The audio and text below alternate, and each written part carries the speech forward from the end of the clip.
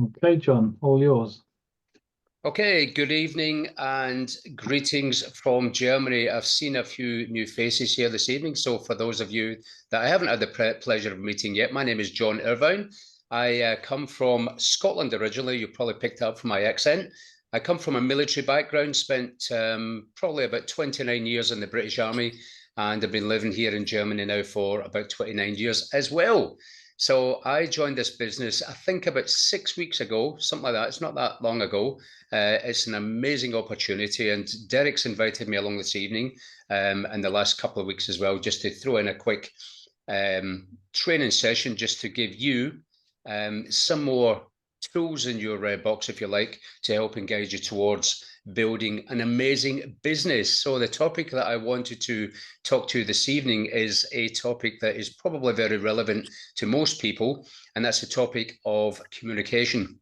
Now, quite often we have a challenge with building our business. We don't have the results that we desire, and we wonder why that is. There are many, many factors, but one of those is communication. Now, there is actually 5 levels of communication. Now, you probably haven't thought about that before. We just do what we do in the form of communicating, and we don't realize that we're actually entering or reducing ourselves to a lower form of communication.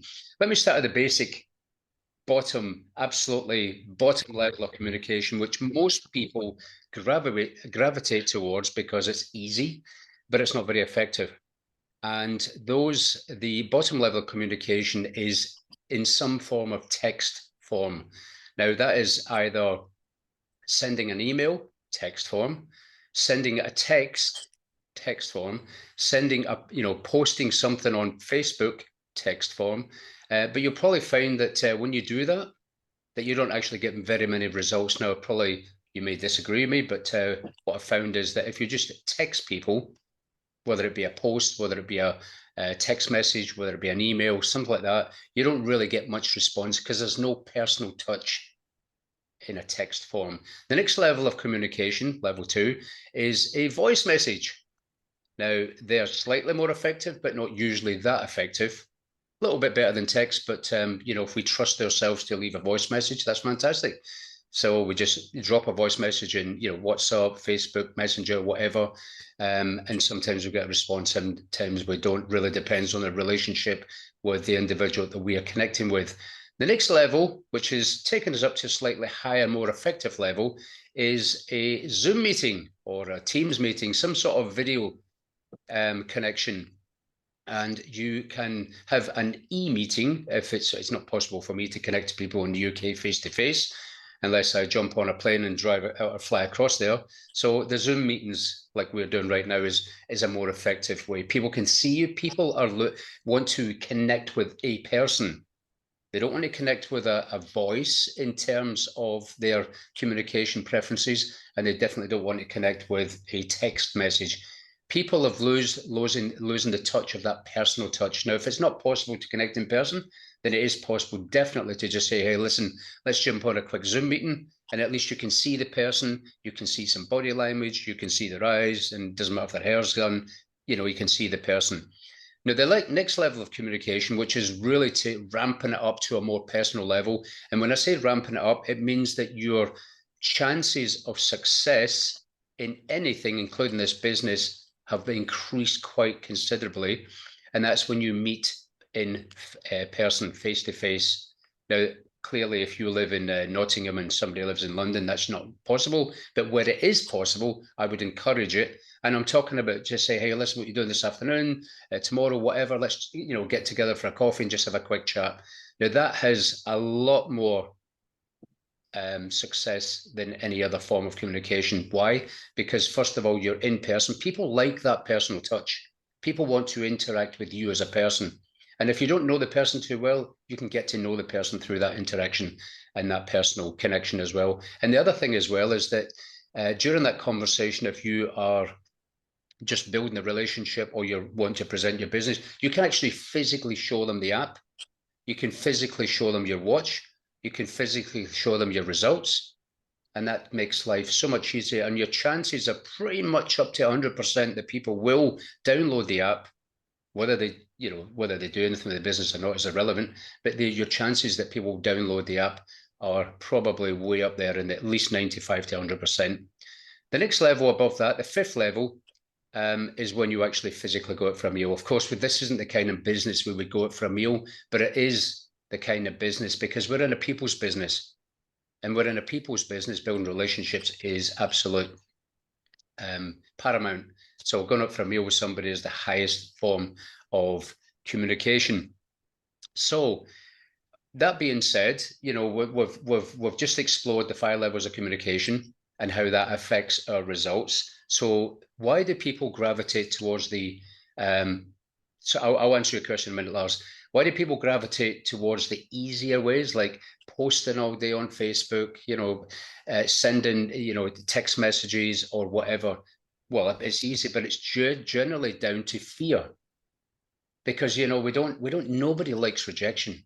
Unless I like rejection, I love it actually, but most people don't like rejection because it's that fear thing. What if they say no? What if they say it's a scam? What if they say something I can't answer?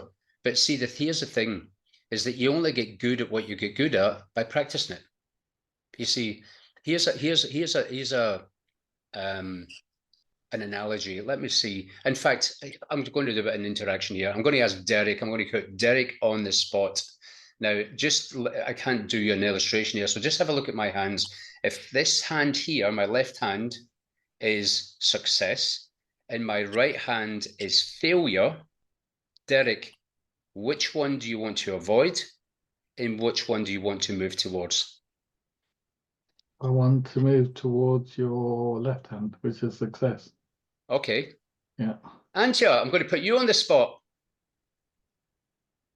Here's success. Here's failure. Which one do you want to move towards and which one do you want to avoid?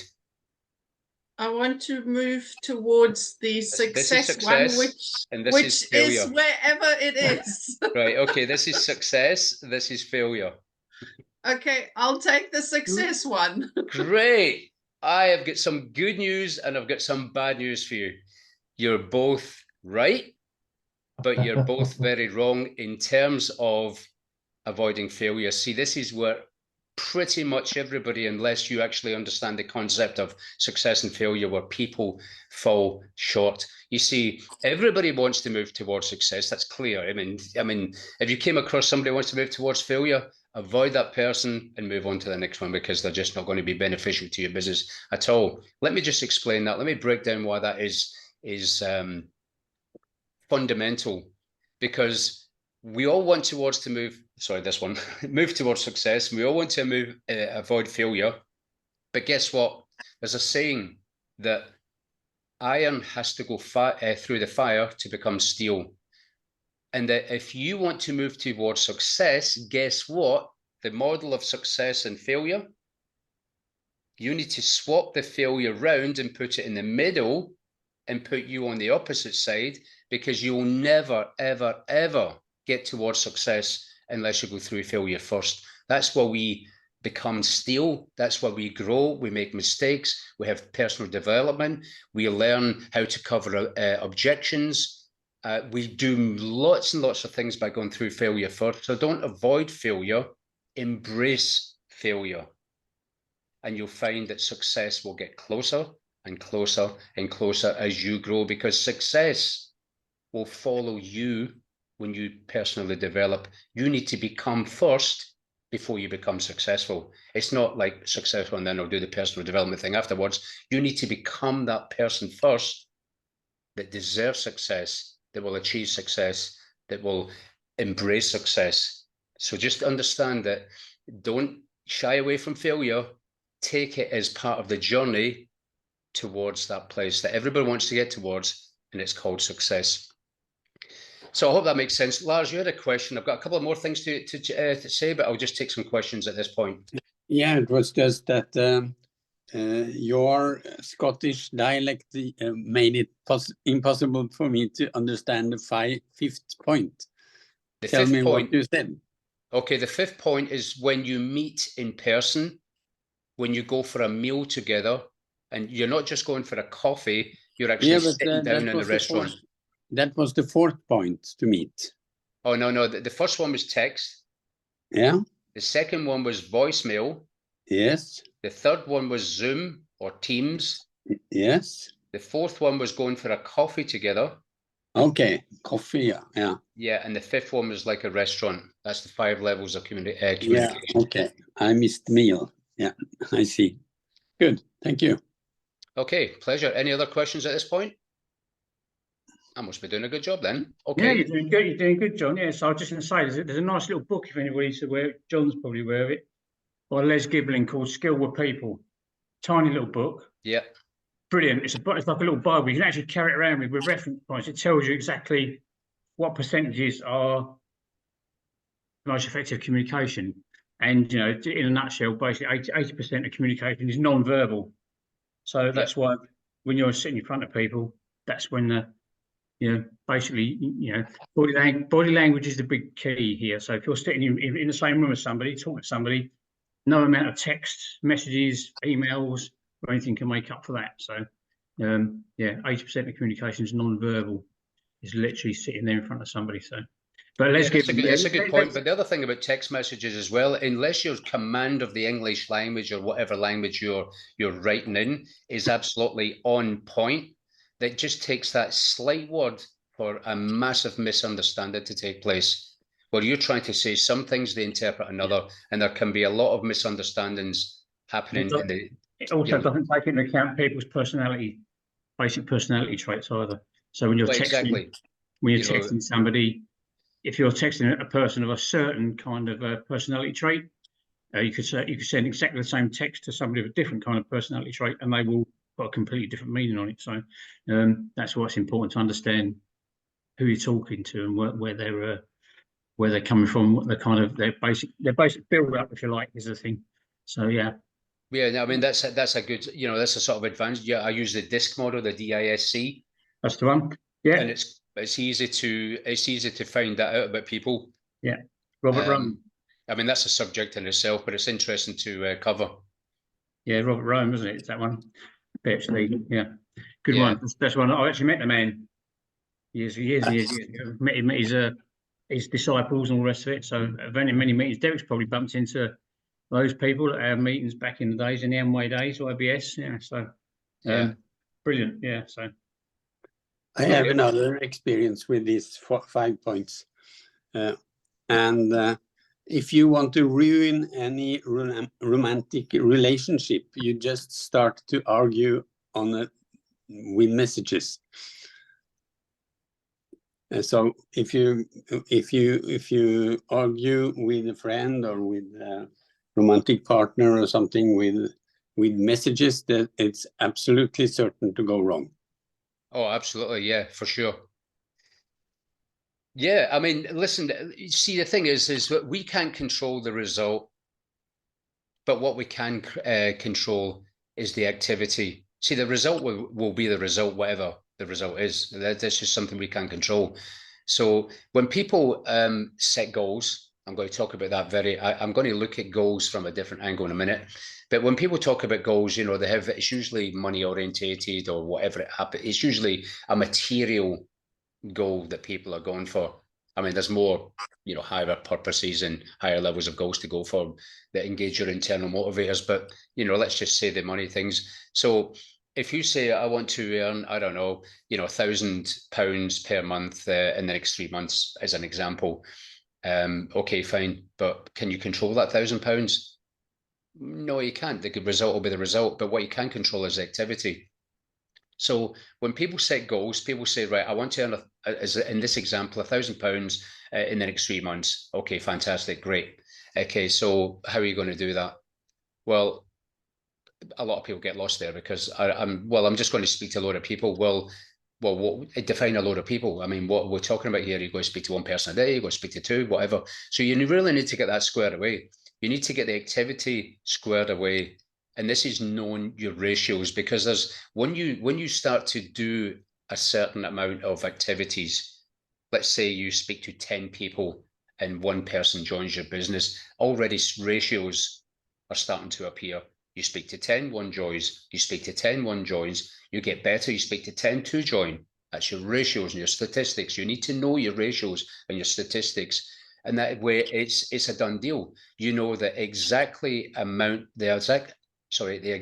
of people you need to speak to in a certain fashion to get 1 or 2 or 3 people to join your business. So there's your statistics and there's your ratios.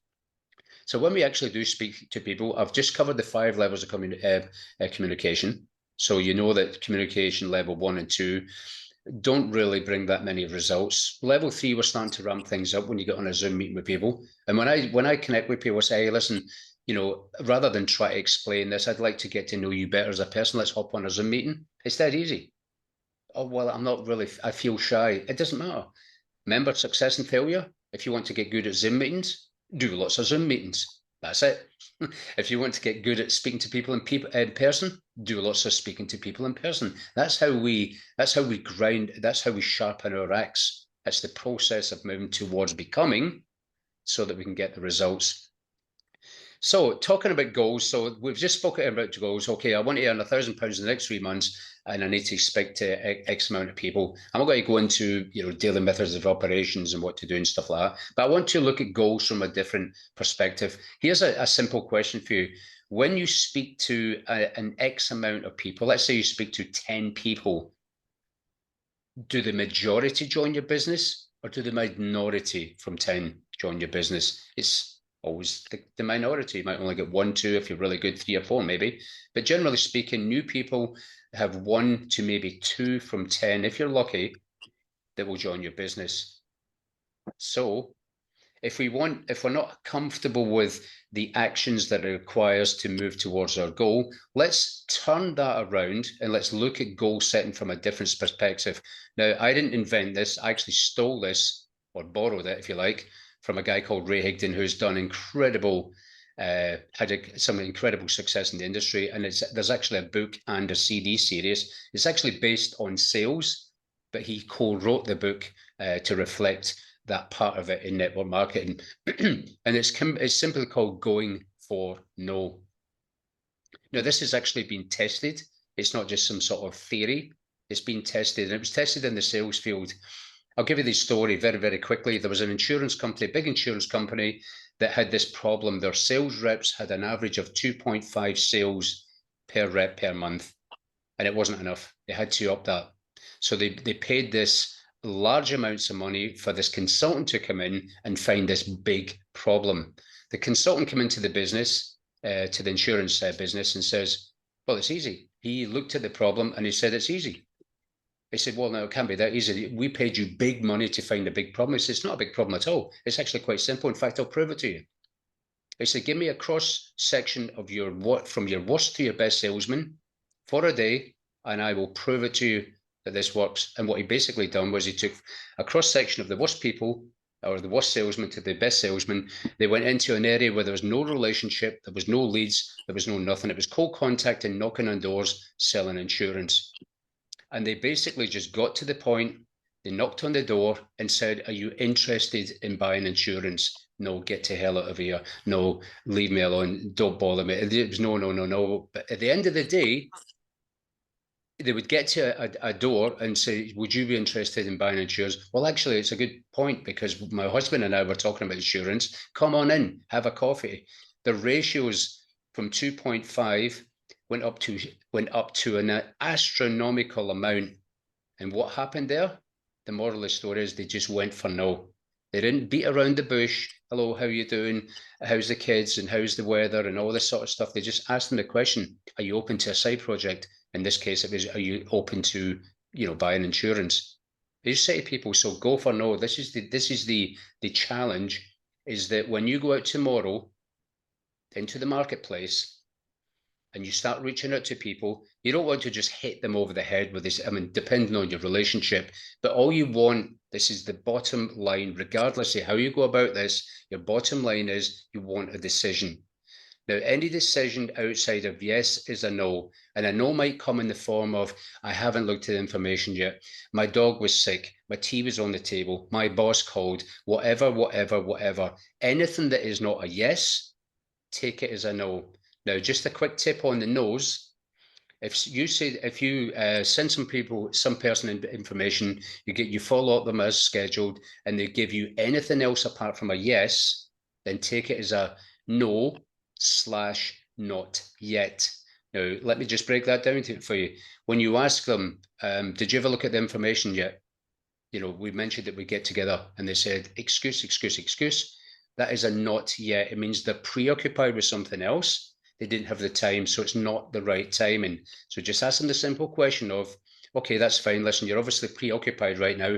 Would you mind if I keep you updated, or would you mind if I keep in touch? Yeah, no problem at all. That's great. So just put them on your list as just keeping in touch. But if they say a definite no, this is a scam, whatever, that's definitely a no. You can take them off your list and move on.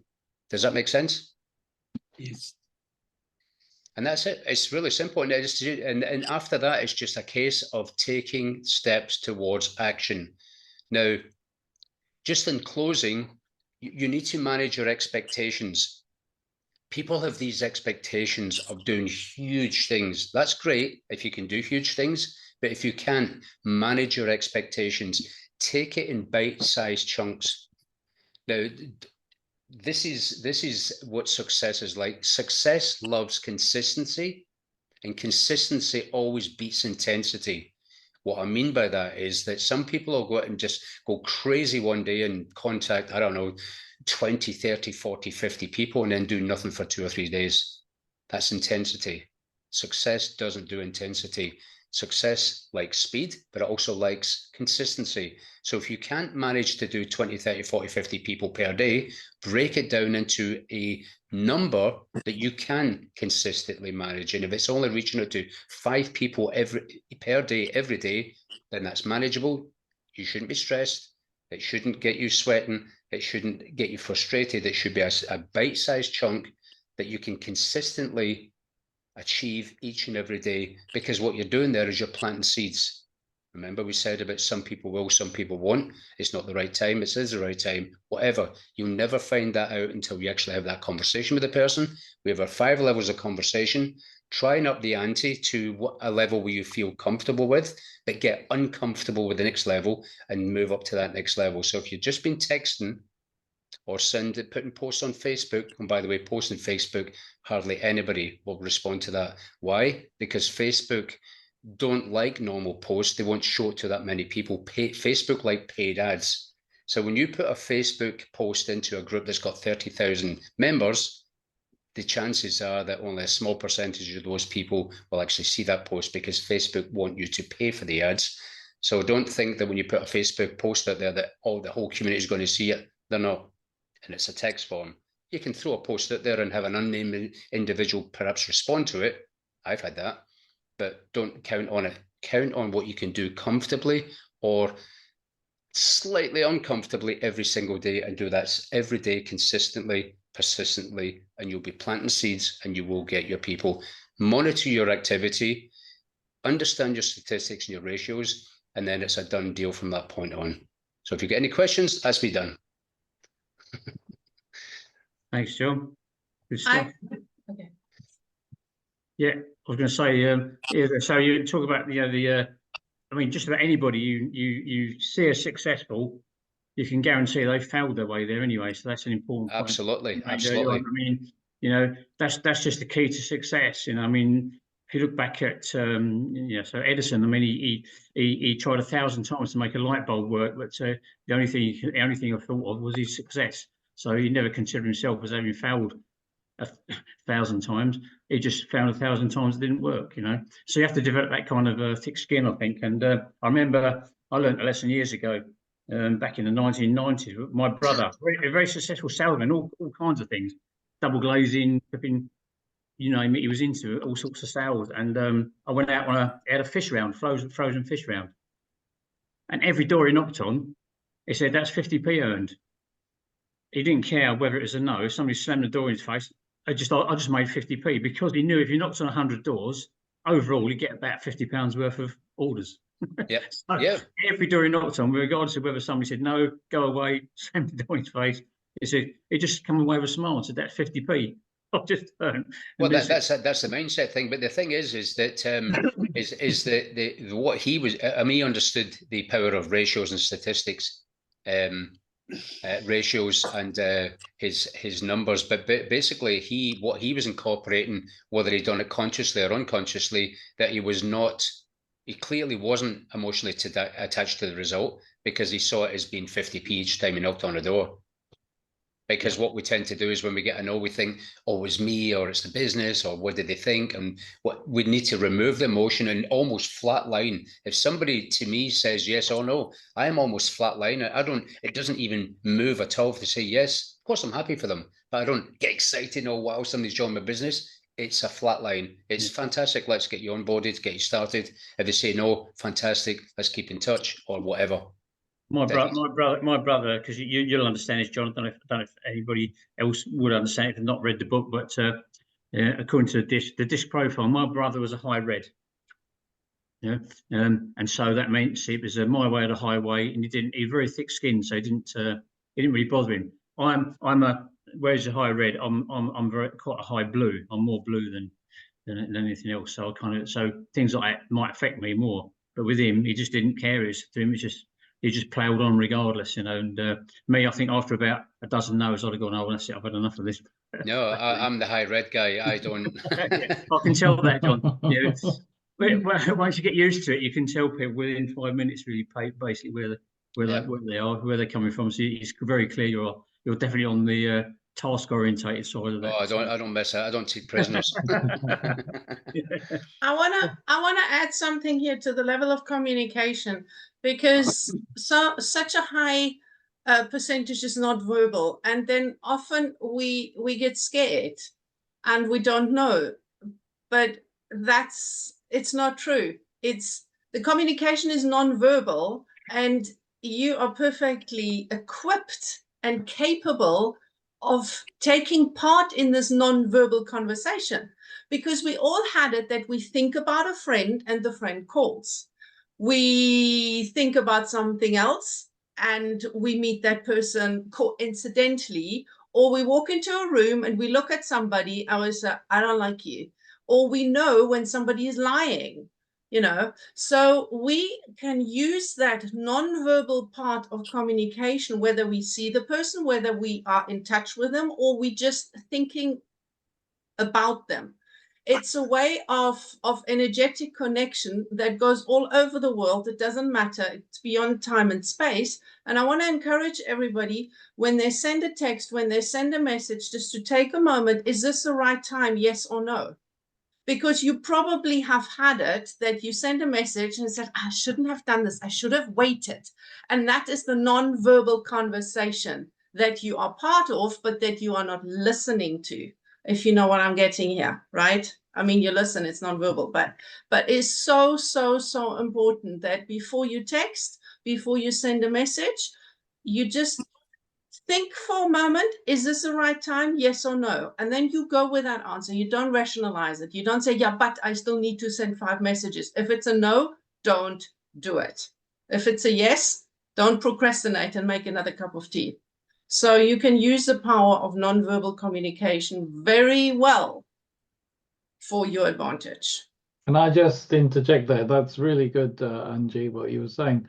But also, I need to say to people, this is all speaking from experience. I'll give you my stats in a minute. And I've been in this industry over 30 years now. And in the beginning, I couldn't even talk to anybody. I used to get my ex-wife to talk to people for me.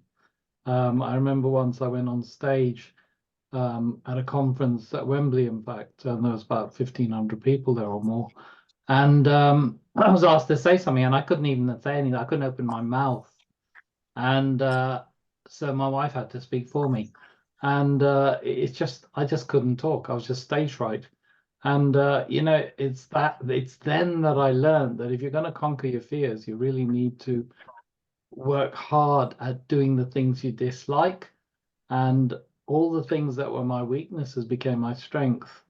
And one of the things I've found out over time with messages like texts and emails, etc., unless they're there to initiate a conversation, they're not going to be worth a lot to you. Don't try and explain this in a text. Don't try and explain it in videos or anything to anybody. Your text or message should be to initiate a conversation, because when you have a conversation, you have more control. And then obviously, if you can do a Zoom, like John was saying, move on to the stages. And, you know, talking about me, I had 16 people in a room for a meal. Every single person joined. Every single person joined. Why? Because it was a meal and everyone was enjoying themselves. Everyone was listening. Everyone was in the moment, if you like. It's so different. You know, a lot of people, a lot of times in the past, in biblical times, people used to go to people's homes and break bread with each other. They used to share meals and they used to share trading. You know, we've lost that knack of being able to do that. And sometimes we shy away from all these things because we find it hard to converse. Now, the only way to get good at conversation is to do more of it. Well, just on that point there, Derek, because we used to do that back in the day before the internet and stuff like that. But what we do is we shy away from it because it's easier not to do it. And I'll tell you something here, and this is a fact, that if it's possible, I mean, even if it's a Zoom meeting, I mean, the bottom level for me is a Zoom meeting, and then, you know, progress up to a coffee or a meal or whatever. But you would have more success by having one quality one-on-one meeting per day than sending out 100 texts on Facebook. Definitely. I can guarantee that. Definitely. Or even if you were to arrange one every week, the success rate would be that much greater. In fact, I've got some figures here to actually, again, based on my stats from the past. You know, John was saying 10 people to get one in. Now, that should be the average, okay? If you're not getting one person after having spoken, not texted, spoken to 10 people, then we, the leaders in the business, ones who are more successful, need to talk to you to find out what it is that you're doing that's stopping you get past that hurdle. So the average should be 1 in 10. If you do a three-way with any of your leaders who are successful, you're going to get 5 out of 10. And then it moves on. You know, if you do all those calls as a three-way call, you're going to get a lot more people in, and you're going to learn as well. The best way I learned for about 6 years was doing three-way calls. I didn't butt in at all. And Colin knows this. This was something we were encouraged to do a lot of. And the three ways teach you, and you're not there to talk. In the beginning, I tried to butt in and talk and add things to it and everything else. But the idea of a three-way is for you to learn from your mentor. And then what happens is over time, you begin to start saying similar things to what they say. You pick up on conversation, you pick up on the way they look at things, the way they answer questions, the way they, you know, particularly on complicated questions where, you know, people get rejection and everything. There is a way to communicate that avoids that. So the more you do of that, the better. But if you are at the moment suffering, you know, with speaking to 10 people and not one person is joining, then you need to speak to somebody, honestly. And we're here to help. And that's the key thing I'm going to say. You know, we are here to help. And you will find there's a reason for it. Yeah, so that just one a good one on that is that stop thinking about what you think you know and start looking at your results, because they don't lie. If you think you know how to connect people, look at your results. If you think you know how to sponsor people, look at your results. If you think you know how to set goals, look at your results. Stop thinking about what you think you know and start looking at your results. And if they're not the results you want, you need to backlash quite a bit and start thinking about what is it I'm thinking and what is it I'm doing to get the results, and then just change that. Yeah, you have to be result orientated in the end, but it's kind of I kind of the idea, an idea, the old networking idea that sort of clashes with me a bit, and I think it's not so modern, is the fact that, you know, the people who say you need to get out of your comfort zone, you need to get out of your comfort zone. Well, the truth is that that's drill sergeants and Reds who say that. So you know, people don't like to do stuff that's uncomfortable. you know, and certainly the people on the task oriented side, particularly the Reds, who can be, as we know, dictators or tyrants sometimes. They don't, you know, they plow on regardless. But you have to enjoy the process. You have to actually enjoy what you're doing. You have to learn. Yes, you got to eventually become the person who can do something that was uncomfortable to you, as Derek did and as I did. You know, it took me 6 months to sponsor my first person in the Amway business started in 1991.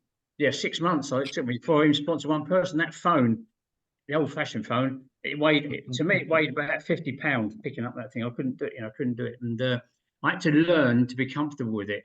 And it's only when I became comfortable with it that actually I'll do it. You know, so it's that process. You can't just jump in to something that's going to cause you pain, because you will be discouraged. So you need to find a way to make that comfortable, or to take that first step. And the only thing that does that, and this is another subject, is your dream.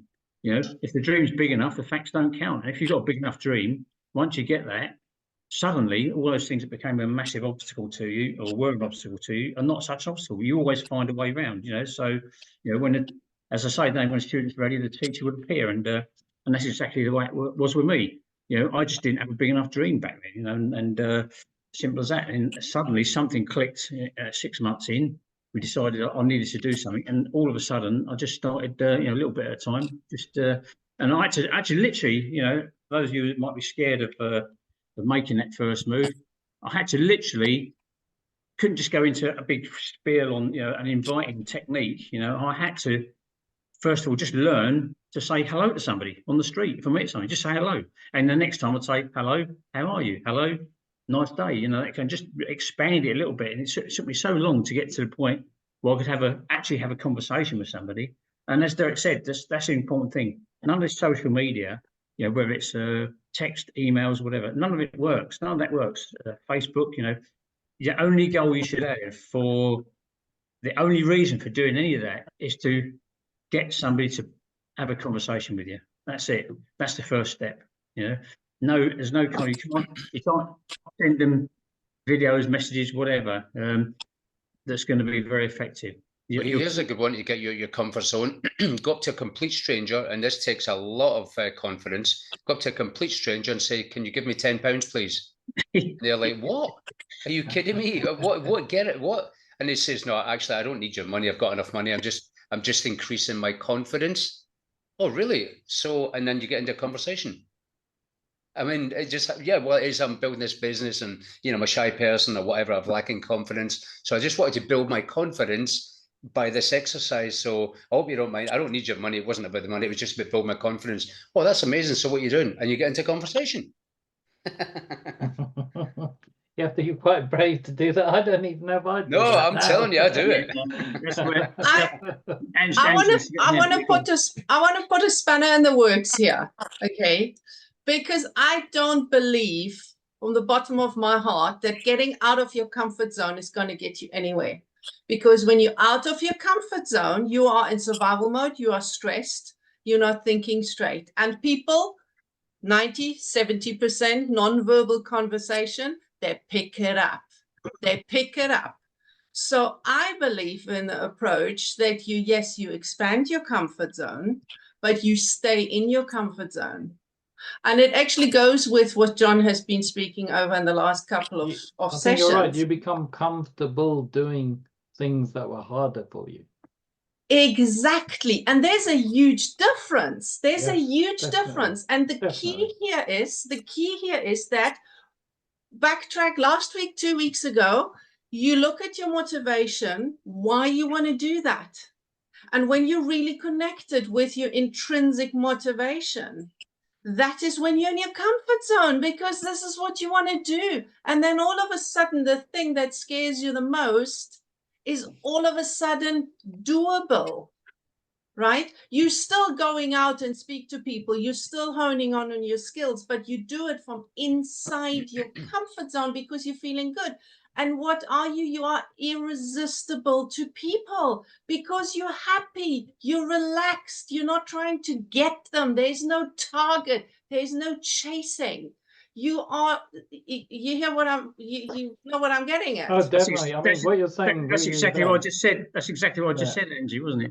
It's also it's also yeah. about intention. This is the important bit. Intention. Don't look for When you have a victims. conversation, you're not intending to recruit them. Okay, so it should be in their best interest. So always think about that, in their best interest. Is this good for this person? Is it good for them to join us? Is it good for them to have more of a conversation?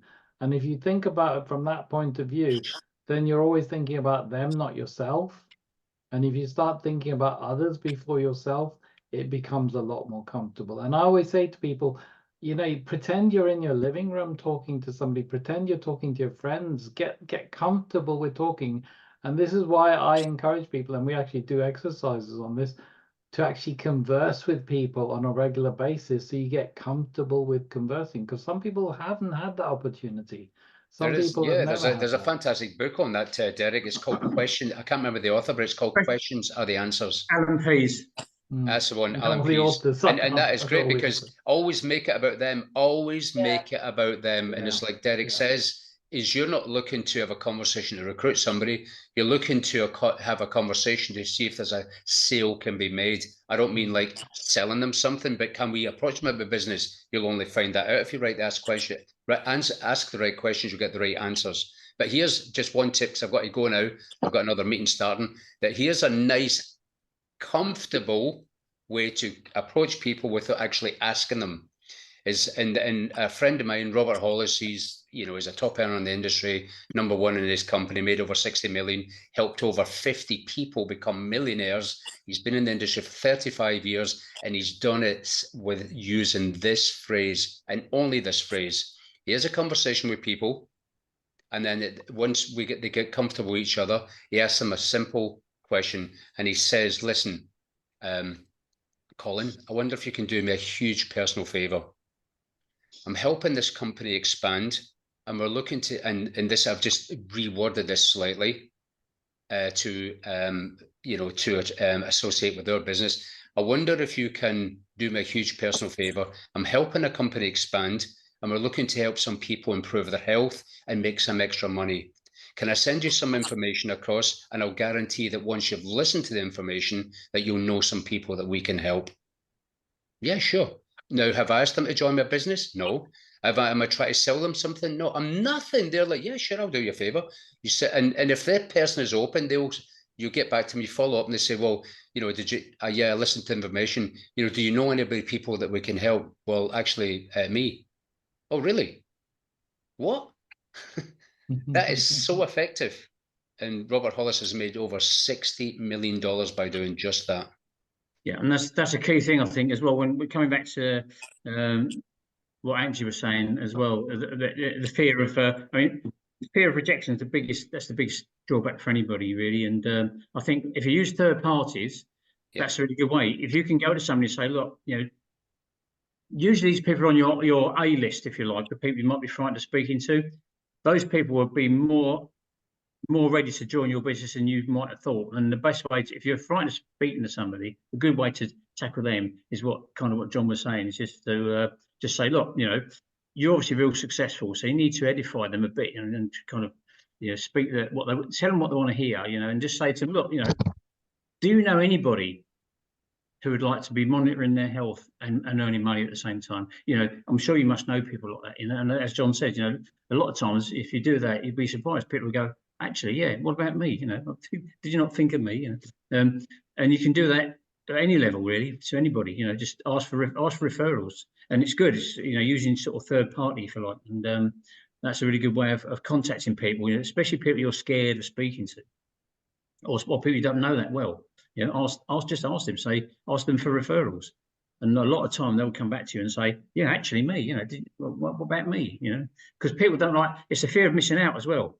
FOMO, they don't like that. So if they think they're going to miss out on something by referring to them, yeah, what about me? I'd like to know about that as well, if you don't mind. So it's really good. It's a good way of opening up that your ability to speak to people, I think, and make yourself feel more comfortable doing it. And again, third parties work well. The three-way calls Derek spoke about, it's brilliant if you can get somebody on a three-way call, because the funny thing is you might have known somebody for many years. I guarantee that they'll take more information and listen better to somebody that they don't really know. It's just a strange quirk of human nature. You know, even if it's your brother. Yeah. Your brother will listen to a stranger over yourself. Absolutely, yeah, absolutely, yeah. They're right. We know this over many years of Red Against the Wall, yeah.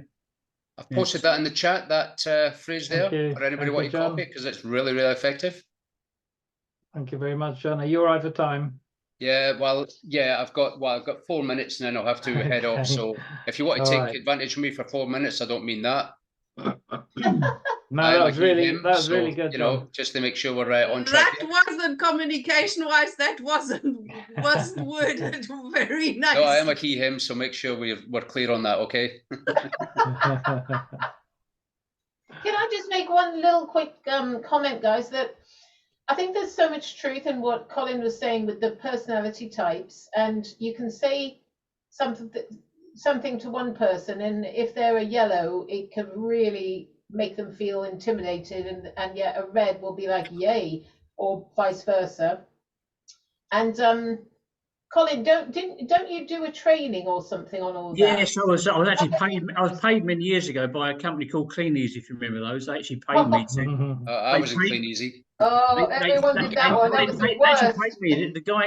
The guy who was they split into two factions, if you remember, John. They were a direct sales business that actually decided to split and have a network marketing MLM side. So some stayed retailing only, just dropping catalogs and whatever, and a whole branch went to network marketing. Now the guy, Tony Judson, his name was, he employed me. He was the head of the half that wanted to go networking. He actually employed me because of my experience with Amway and with 10 years of personal motivational training and all the rest of it, all the seminars I've been to. He picked up on that from things I'd said at meetings, and he decided to employ me because I was a Clean Easy distributor. But he employed me, and I was going around the country doing, yes, that's right, Joy, doing little seminars on just using a very few books. Alan Barbara P's Why Men Don't Listen and Women Can't Read Maps. Positive Personality Profiles, which is the discussion that John knows, and Skill with People. Those three little books covered a big. I should go around and just talk about this. Personality profiles is so important because it's, you know, differences between men and women, and personality profiles gives you all of what we are basically. And we're all different, as we're all unique. I'm just thinking it might be an idea, Colin, if you can dig up your old. Yeah, I can do that. I've actually got. I think I've got. There's lots of AI tools where you can copy the. I know of two AI tools where you can copy the profile, run it through, and they give you a personality analysis. Yeah, so, some of these things. Okay, so I'm not so keen on these. I prefer, you know, direct contact, because what you find is a lot of these books, fantastic books by Alan Pease, Robert Rohn, all them companies kind of adopted that in a corporate way, and to try and profile people, and it's not really. It's okay for them, but it's a kind of lazy way of doing it. If once you learn the subject, you can speak to people. Zoom's great because you can get inflection and tone. It needs to be made more personal, doesn't it? Absolutely. So it's kind of like. So I'm not, because when you speak to every individual, even if they're the same personality trait, they could be variances on that person. Exactly. They're not going to be exactly the copycat. Yeah. Oh, exactly. You're always a bit of left and right of what your dominant is, but that's why can you do me a huge personal favor works for everybody. Yeah. Because you don't address a personality type, you just ask them to do you a favor. It is good knowing though, because then you know what sort of conversation. I mean, this is something we were going to sort of develop and go along, and I think it's good that Colin's brought that up, because the personalities is very important. I find that very, very important for what I do. And also the stats, which don't lie. If you look at stats, and I've been collecting stats for years and years and years, they don't lie, so you know what to expect. And it's on sales, you know, like even on sales, when I was in direct sales, you knew how many presentations you had to do to get a sale. So if it wasn't happening, then there's something wrong somewhere. So you need to find out then through speaking to the person, you know, what exactly they're doing. And I find that very good, because when I have conversations with people, I find out where it is that they need help, and then their stats improve. It's as simple as that, really. I need to have more conversations like that, because at the end of the day, and it's about being truthful as well, because sometimes we don't, always tell people what we want them to hear. We tell them what we think they want to hear, and that doesn't always give the right sort of conversation. It sounds like Colin's volunteered to do the training for the Yeah, next I session. think Derek, so. there. I love this, 'cause what Derek just said, just to put it in a little nutshell, it's what I say is not nearly as important as what you hear. That's very important, because again, and this is where personalities are different. I could say exactly the same words to Derek as I would to Joy, but they would both interpret that in a completely different way. Listen, Derek, I'm going to have to shoot off now. If Yeah, nobody no else has got problem. any more Thanks a lot. questions, See you later, John. Thanks, John. I'll do my thing here. Thank you very much for All having right. me. You have a Bye wonderful for now. session. Take care. Bye. Bye-bye. Yes, Lars, you were going to ask something. Lars, you're muted. Thank you. I had a good experience today, because I was talking with someone and I just asked him, do you use a smartwatch? Mm-hmm. As an icebreaker, starting to talk about it. And he said no. And instead of starting to discuss this with him, I asked him, oh, why? And then he said, I cannot use a watch at all, because my hands start to hurt if you put something there. And on the other hand, then he said no. So instead of me trying to sell him this, I just had to figure out first, why didn't he do it? So it was so nice to just stop and ask why, instead of yeah, no, that's very good. But remember, Lars, people don't have to wear the watch to run the business. No, you're right. Okay, so the other thing I'd like to say also, I've been before I got into retirement in 2021, I was actually a chef, and I could never wear jewelry of any kind because it always hurt myself, etc.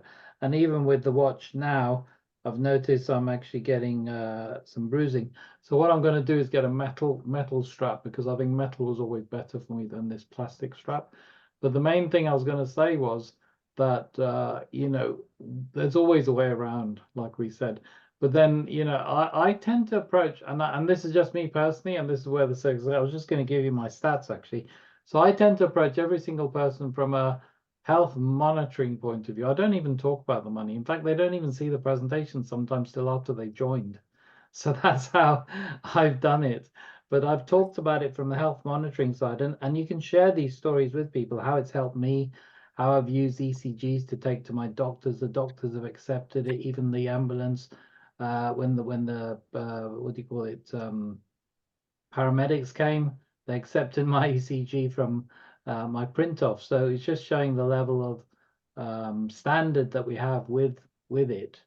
The other thing, I don't know how many of you, most of you I think were on the water thing with Phil, and I actually wasn't on that one, but I got with Phil I think the next week it was, and I actually monitor my water regularly, so it was quite low at 25-30%. So I then did the energized water, and the day after it went up to 75%. It was a massive difference. So when we can show things like that with our watch, it just makes a massive difference, and that is erring on the side of helping people get healthier, isn't it? But the point is, these little stories, even that's a story. Look, somebody in my team, don't always tell about yourself, tell about other stories. There's a lady in Norway that's a friend of mine. She actually prevented a heart attack using the watch, because it warned her about it on the fibrillation before it happened. So the next day when she went to the doctors, they actually said she prevented a heart attack. So I use that story all the time. If you use third-party stories, it's amazing really how people get comfortable to talk to you about things. So try and get to talk to people within the team. And this is why I want the Vivo group. I want more people to talk to each other, find out the stories behind the people behind the faces, and so we can actually see where people are going. So communication is what we were talking today about, and I think, Colin, that's great. If you can do that next week, that'd be brilliant, because that leads me on to something that I wanted to develop further, even in future trainings, and that is, there is an introduction, there's a middle, and there's an end to a conversation. And if you understand each stage, then you can interpret your own words into those stages.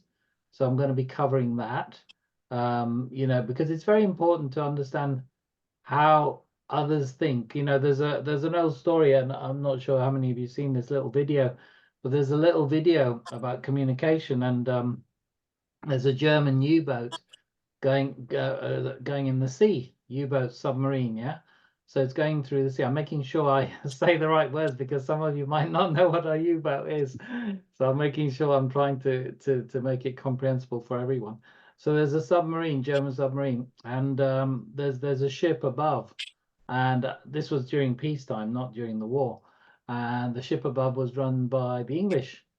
And they made out a stress call, right? They sent out a stress call: Mayday, Mayday, we are sinking. Mayday, Mayday, we are sinking. And the German boat came back to them and said, we heard you, we heard you. Why is it a Mayday? What are you thinking about? So they misinterpreted the word sinking for thinking. So it's so easy to miscommunicate and tell people the wrong story. And again, with what we say and what we do, words are really, really powerful if we understand them. And that's something I've been studying over the last 6 years or so. And that's when my success came. But the thing is, it took me, I'm not saying it's going to take everyone this length of time, right? It took me 25 years odd to get good at it. But that's maybe because I was a very slow learner. I don't know. But the thing is, some people will achieve it quicker. But then if you learn from people who are mentoring you and prepared to teach you how to do it, then in my opinion, it should be a lot faster for you if you learn what to do and what not to do or to avoid. Because there are certain no-nos that you avoid, and there's certain things that you do, and if done correctly, it's amazing. And just going back to my first thing I want to ask is, I'll just ask this question now. What is our commodity in any of these businesses? Anyone want to answer that? What is our commodity? What do you mean by commodity? It's a word. We have a commodity, a product. Well, not a commodity. Yeah, it's a commodity. A commodity that we need. Without that commodity in any business, more or less, we would not move. We would not sell. We would not, nothing would happen. Anyone? No? Okay. So it's people. Okay. Our commodity is people. Okay. So if our commodity is people, then always be thinking about what needs to happen for you to produce results. Okay, so what's the most productive thing that you can do if the commodity is people? Anyone want to answer that? Colin? Speak to them. Yeah, speak to some of those people. So in other words, without actually conversing, without speaking to those people, you're not going to get any of that commodity. Okay, so that's really, really important. This is where the personality path is so important, because when I used to talk to people in these hotel rooms around the country, one of the questions I used to ask quite early on is I used to ask people what business they're in, and they would tell me, they're in agriculture, they're in this, they're in that, or they're students or whatever. And I say, are you sure? Let me. And I used to end up telling them it doesn't matter what business you're in the people business. Yeah. I don't care what you do for a living, you're in the people business. People don't like selling. That's what they say. That's a common one, isn't it? Colin, what did you do with? Did you sell yourself to your wife before you got married? Yeah. Well, can't sell. Yeah. when people said to me, "I don't like selling," I said, "Well, you sold me on that one." I agree with you. I wanna twist it around again a little bit. I believe that we need to not speak so much to people. We need to more listen to people. Yes. Yeah, that's true. Because That's if true. we don't know, and there's different kinds of listening, you know, there's That's part of the process. It definitely is. I mean, included in what I'm talking is not about speaking, it's more about listening. yeah. 2/3 And should be listening, 1/3 talking. 2 ears, 1 mouth. That's it. Yeah. exactly, and there's an art of listening, Yeah. not just hearing. There's an art of Can- listening. Yeah. Can I just say to you, Angie, if you listen long enough without speaking, people will give you the reason why they need to be in your business. Yes, absolutely. And if And you this means, listen like, correctly, listen, Yeah. and don't ask a question even if you want to. Listen again and listen again, and they'll you tell know, you. they've done a couple of years ago, they've done a study in New York where they put people on the pavement with chairs and they just listened. Everybody could come, random people on the street, and they were put on the chair and somebody would simply listen to them for 20 minutes. So then not saying anything, just listening, not commenting, of course, maybe a little bit, but not judging, not debating. And then they interviewed the people afterwards. How was that for 20 minutes somebody listened to you? And it was amazing. It was absolutely Fantastic. amazing. Yeah. And also when you really listen, then you listen to the concerns and you know when they're ready to buy, when they're not, and you build up that like and trust, and you know when is the right time to make Another thing Colin and I know very well. People don't care how much you know until they know how much you care. Exactly. And Yeah. interested people are interesting. Great. Well, I just wanted to give you these stats just so that you don't feel like it's, you know, to build this is really hard, right? As most of you know, I've been suffering from an illness not illness, recovery from my heart attack and open heart surgery. So and then on December 14th, I went down with pneumonia. I ended up in hospital. I was there for a few days, then I came out, then I was recovering from my cough. I still have a few breathing problems, but it's going. And you know, in spite of all that, I haven't done a lot to help this business succeed. Okay, so I started in October, okay, last year. I introduced 6 people personally. In November, I introduced 10. December, because I was ill for most of it, I only introduced 5 people. And January, no people. And now the team already is well over 300 people. So really, it's you're not looking for a lot of people. I haven't got a clue who most of those people are. They haven't even attended any of our meetings. Hopefully they will in the future. But you know, the team's growing without. So to me, in my mind, now this is the reason why I'm bringing this up, is this business that we're in is probably one of the easiest I've ever built in the last 35 years, because it's needed the least input from me, because we've got a lot going for us. We've got regular presentations, we've got training, we've got people ready to do 3-way calls. You know, every single person that's I've put towards Graham and Peter, they joined. They've literally joined. You know, they've gone on a conversation 3-way call with them and me. They joined. So I usually set them up and I move that way for my 3 ways, because even though I converse with people, a few people have joined through myself, but I still go for the 3 ways because of the third-party validation, which Colin was talking about. You know, people would rather listen to a stranger and accept what they say as it's really the case than yourself, even if they don't know you.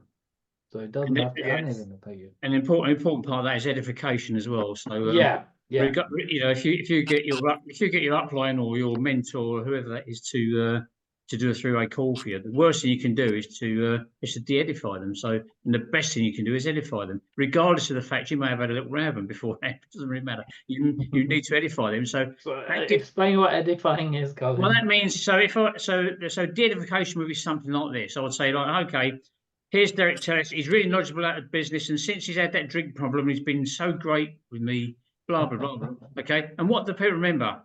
Derek's drink problem. Okay, so, so that's the thing they pick up on. So you really need to be careful with that, you know. And so if I would say like, okay, the thing is, keep quiet when you're up on or mentors talking. The best thing you can do is shut up, you know. And so I would just say, look, this is Derek. I've known him for so many years. He really knows about his business inside and out. He can answer all your questions. And please, you know, just listen to him. Get a notepad and listen to what he's got to say. And with that, over to you, Derek. And that's it. And then I'll just absolutely, unless Derek asks me then to say anything, I'll just shut up. Even if I didn't agree, if Derek said something that didn't can't agree with me, I'll never butt in and say, no, hang on, Derek, that was wrong, because instantly I've de-edified him. Yeah. You know? And what happens then is I have not listened to Derek. So what then happens is it gives that your prospect permission not to listen to you down the road when they probably should. So it's so important to edify people. You know, if you're asking somebody for help, you make sure you absolutely you know, do your best to make sure that your prospects know that you listen to that person, because if they know that you listen to that person, down the road themselves and their prospects will listen to you. And that's the best way that networking can work. You know, so so that's edification and de-edification. So never stick a little negative in there, because they'll always pick up that instantly. No, that's so good. And yeah, I mean, this is what it's all about, really. And I think the good thing about what we've got here, we've got some amazing people with amazing skills. And what we'd like to do is share those different skills. Because again, you know, Colin might appeal to somebody that I might not appeal to, or somebody like John, who's quite what's the word do we use? Task orientated. Yeah, task orientated is you know, people might find that too regimental. You know, again, it's understanding people, and when you do understand where people are coming from, it's easier to appreciate that. And by the way, we need all the personalities. We don't just need one. If we had every single personality in our business, then and that's probably what I can honestly say we have got. Then we're going to have, you know, everything. The colors of the rainbow are all going to come out, you know, and we're going to have a lot of success, and that's the key thing. Yes, Lars, you wanted to ask a question? Yes, I was thinking of what you said earlier about you said you don't have to wear the clock. The watch, yes. Okay. The watch, I mean. Yeah. And so the question people ask is, I don't want the watch. I don't want anything. So if I know what's the absolute minimum requirements for a person to be a part of this, what will that be? Well, I think it's $100, is it? You can come in with, and you can start earning straight away. You can actually move all the way up on the scales, I think, as far as the investments are concerned. So it all depends. You're just not making money on your own data. That's all. By not wearing the watch, you're not making money on your own data. But all the people you can still have the NFT. Sorry. But if you recruit people, you still make money on your recruitment, because you're actually selling them from the hub, which is the in-persona. So your invite's coming from your in-persona hub, not from the watch. The watch is okay. So if everyone stopped wearing the watch, then we wouldn't make anything. So no, yeah, I understand that, but some people are very. But if somebody's business orientated and they do like the idea of making a business of it, then, you know, by all means they can. You know, or they can get the watch and give it to a friend, or, you know, relative, or daughter, or wife, or whoever. Yeah. In fact, can I? Sorry, Lars, are you finished with your question? I hope so. Yeah. Okay, good. Derek, there was something in the other group about minors, about children, and I still want to follow up, and I still want to find this out. Do you know, because I go for the app. My target market at the moment is Apple Watch users, because that is just the absolute easiest. Okay. And normally, if you've got a parent that wears the Apple Watch, the children very often also have Apple Watches. Now, how does it work? Somebody said you can have another NFT, and I was discussing this with my Well, daughter. there's no KYC on the NFT, is there? The KYC is done on the card. It's on the card, so you Yeah. could basically But then you can move from the app. You can move, like, for example, on my wife's, I move her money across to my in persona spend and wallet and wallet. So you know you can move from Right. one to the other. Yeah. okay, so that is possible to Yeah. to put it from one wallet to the next. Okay, so Yeah. basically under 18 they can have their own app, they can have their own NFT and their own device, and that's Mhm. fine. They just Yeah. cannot have the credit card. Yeah, I don't know if in the future they may do KYC. So as things become more under the what do you call it? Because there's more and more regulations now around everything, it may come a time when there is KYC needed. So that because the only other thing about it I'd say is that you'd have to lie, because that isn't very good, is where you put your age on the watch birthday. app. Yeah, you have to put your birth date and everything else. So that would be then underage, wouldn't it? And I don't think they allow under 18 on there. As far as I That will destroy the data. Sorry?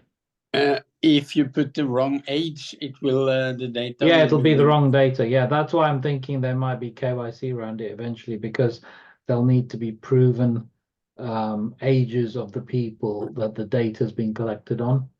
So when it's being sold, it needs to be vindicated and authorized. So to be authorized, it will need to be in somewhat checked or audited.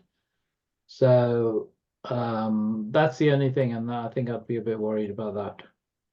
Another question about that. How and that this is for skeptical people Let me just turn off. who will